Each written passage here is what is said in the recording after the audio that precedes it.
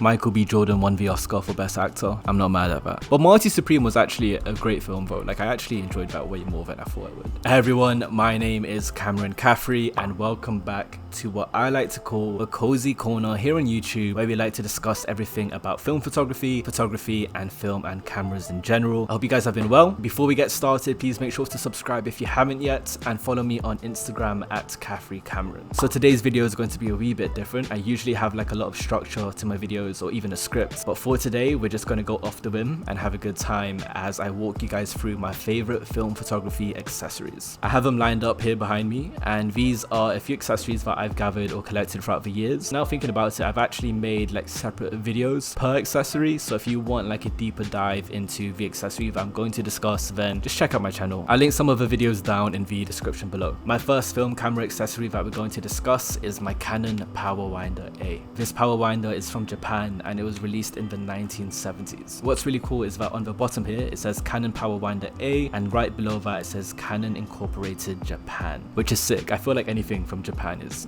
pretty cool, right? I bought my Canon A1 film camera about a year and a half ago off of Facebook Marketplace when I was still living in the UK, and fortunately that purchase came with a bunch of accessories, one of them being the Canon Powerwinder A. Now what this accessory does, like it says in the name here, is it automatically winds your film after taking a shot. That's super helpful for me at times, especially with street photography, because there's definitely a few moments where I just forget to wind my film. With photography, timing is everything, and I can't tell you the amount of times that I've just missed a shot simply because I forgot to wind my film camera. It's kind of funny because when you're using it, it feels like you're shooting digital because things move so much faster. And of course there's pros and cons. I'd say one of the cons is that it's definitely quite a bit bulky and it adds a significant amount of weight to my Canon A1, and even when I'm basically using this on my Canon A1, depending on the lens that I'm using, it won't even stand upright just because it's a bit too tall and it just tips over a few times. I think it also depends on the kind of vibe that you're going for when shooting that day, because I know a lot of people, including myself, enjoy film photography because it kind of like slows down time for you and makes you appreciate your shots more. Just that little movement of winding your film feels so good. So again, I think it depends what you're going for that particular day where you're shooting. If you really do care about your timing, then this may come very handy, especially with street photography, but if you want to take things slower, you can go without it. But I always like to say it's one of those accessories where it's better to have it and not need it than need it and not have it. This accessory is also super easy to use as it only requires 4 AA batteries, and you essentially just screw it on to the bottom of your camera where the tripod mount is. Once you finish shooting your roll, you press this little button at the bottom of the winder here and it disengages the camera's film advance mechanism. If I'm not mistaken, this automatically winds your film back into the canister as well for you. Alright, next up we are going to be discussing my Sekonic Light Meter L308S. It's a mouthful. Real quick, like I mentioned, I actually made an in-depth video regarding this light meter, settings, hardware, all of that in its own separate video, which is linked down below. It's an unboxing and a review, so make sure you guys go watch that if you're interested. But yes, this is my very first external light meter, and even if I don't use it, like I really do appreciate it, because I remember just getting started in film photography about 2 to 3 years ago. At this point, I was just really wanting a Sekonic light meter. Like all the people I looked up to in the space had one. It was like one of the main accessories that I knew I had to get my hands on, and fortunately I was able to do exactly that. Funny enough, it was also from Facebook Marketplace, and even more funny enough, the person I bought it from actually watches my videos. Shout out to you, man. So like in the name as well, this is an external light meter. Like we know the majority of our film cameras out there have an internal light meter built in, but they're not the most reliable and they can also break quite easily. So it's always great to have like that backup external light meter, which will basically tell you what exposure you should shoot at to get a properly exposed photo. This is an older model. I believe a new model actually ends with an X rather than an S. I might be mistaken there, but it doesn't matter because these last years and they're built to last. I'm pretty sure that Sekonic don't just release light meters like that. Like they do take quite a few years in between, probably rounded off to like a decade in between releases. This light meter is shutter priority, which basically means that I tell it which shutter speed I want to shoot at, and then I input my ISO, I get my reading, and then it tells me what I should set my aperture to. Very straightforward and easy to use. There's also different modes as well, whether you're shooting outdoors, inside, or using a flash. There's 2 different ways to get a reading as well. Like for example, if I'm the model or I'm the subject, I'll basically keep the white dome next to the power button here and get my reading. But if the subject is across from me and I just want to point my light meter at that subject, then I move the white dome here to the left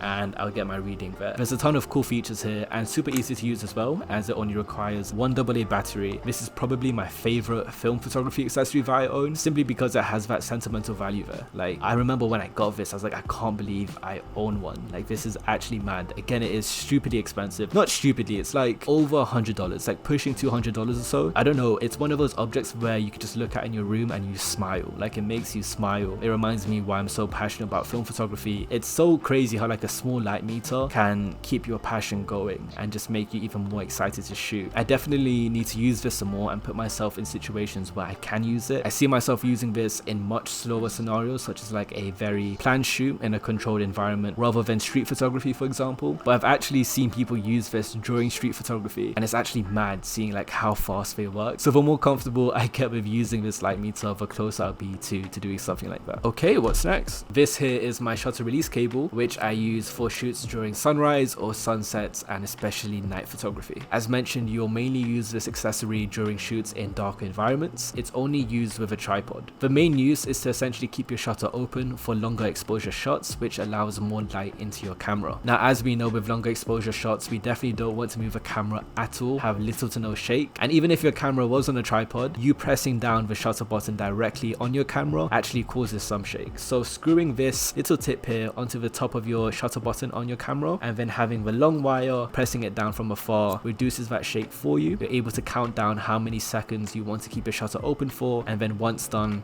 you press that release. This is a super helpful and necessary accessory for night photography, and it's actually mad how something like this can truly transform your shots. For example, an environment that looks incredibly dark in real life, you can pretty much make that look like blue hour with the right exposure. What's super interesting is that we can now see how these accessories go hand in hand and how they complement each other. You need to know the exact amount of time you should keep your shutter open for. That's only done through your light meter, and once I have that proper exposure and I'm ready to take my shots, that's where the shutter release cable comes in. What's next? We have got my film pouch from Long Weekend. Now, I feel like I've talked about Long Weekend a ton on this channel, mainly because I love a brand and I love Willem Verbeek, who's also a film photography YouTuber, and he started this amazing brand with his lovely girlfriend called Alison. It's a accessories company pretty much, all about road tripping, and they specialize in bags as well as camera gear, and one of the accessories that they also sell is a film pouch. This here is their water resistant film pouch, and it matches perfectly with my Santa Fe shoulder bag, and I always keep it in that shoulder bag because whenever I do go shooting, that's what I always wear. But I found this film pouch to be incredibly helpful for me because I do have like some OCD tendencies and I love being organized, and this is a perfect organizer for my film. Let me explain. So if you were to open this film pouch up, it's actually divided into two. One side there's a blue tag,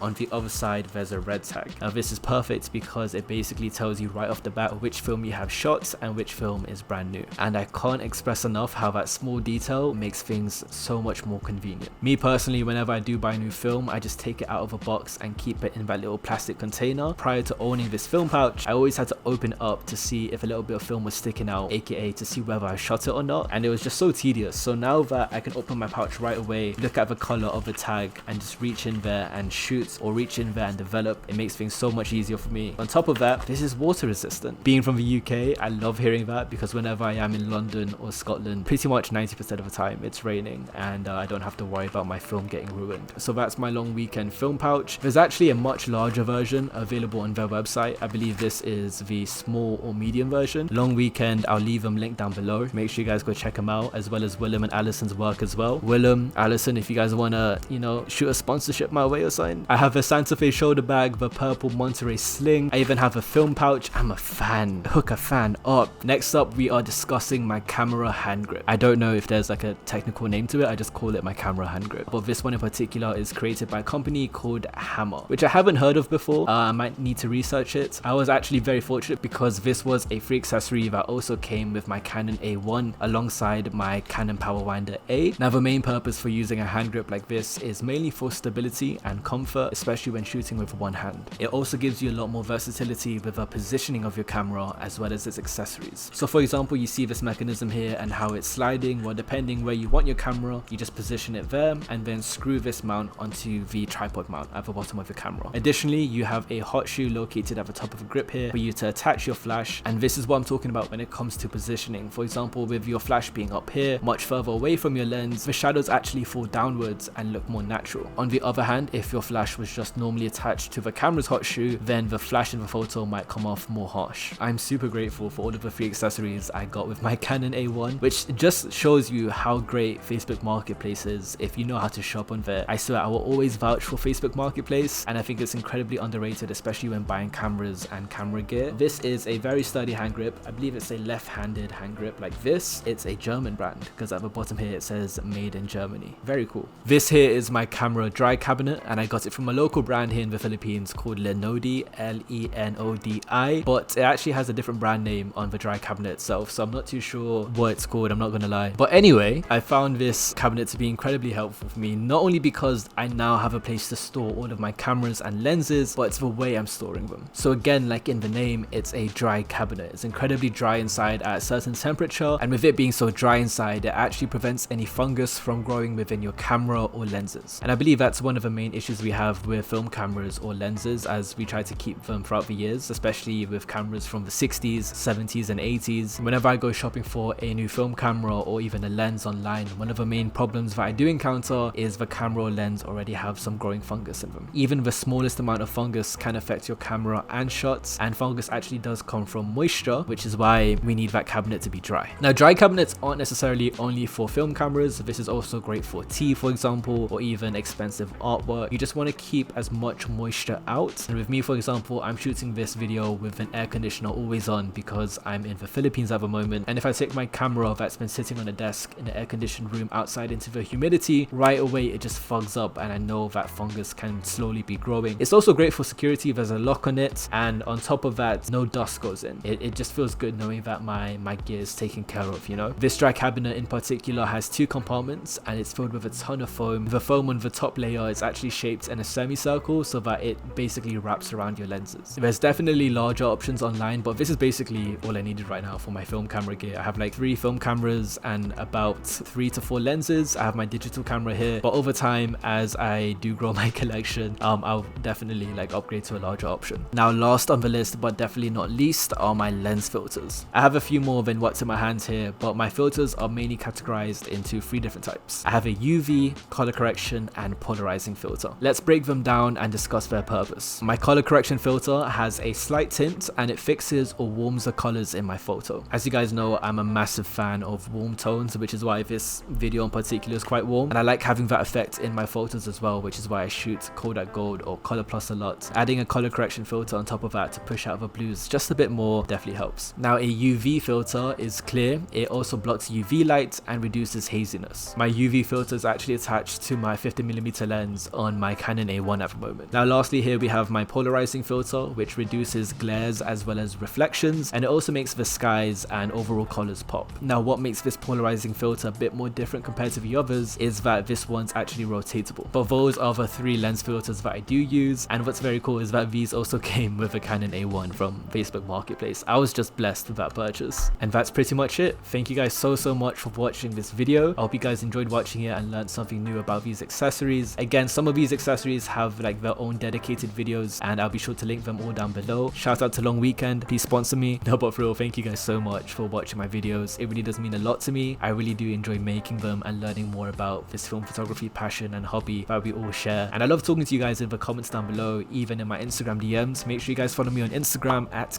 Cameron, and subscribe to this channel if you haven't yet, as that tells YouTube that these videos are worth pushing out to new audiences, and that would help this channel grow a lot more. So thank you so much for your time, and I'll be sure to catch you guys within the next week or 2. Bye bye.